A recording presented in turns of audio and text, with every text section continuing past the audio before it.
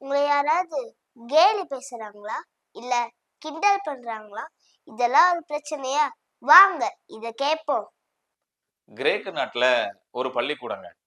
அந்த பள்ளிக்கூடத்துல அரிஸ்டேகீலஸ் அப்படிங்கிற ஒரு மாணவன் படிச்சிட்டு இருந்தான். அந்த மாணவனுடைய தோள்பட்டை ரொம்ப அகலமா இருக்கும். அதனால அந்த பள்ளியில் இருந்த சக மாணவர்கள் அவர கேலியும், கிண்டலும் சொல்லுவாங்க.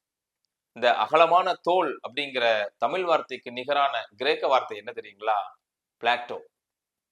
எந்த வார்த்தையை சொல்லி அவர்கள் கிண்டல் செய்தார்களோ, அந்த பெயரே தனக்கான உலக பெயராக மாற்றி, உலகத்தில் இருக்கக்கூடிய அத்துணை பேருக்கும் பிளாட்டோ என்று சொன்னால் தெரியும்படி ஒரு மேதை உருவானார் என்று சொன்னால், இது நமக்கு எவ்வளவு உந்து சக்தியையும், உத்வேகத்தையும் தரக்கூடிய ஒரு செய்தி பாருங்களேன். எத்தனை பேர் கேலி செய்தாலும், எத்தனை பேர் கிண்டல் செய்தாலும், எதை வைத்து செய்கிறார்களோ, அதை வைத்து சாதிப்பதுதான் உண்மையான வெற்றி.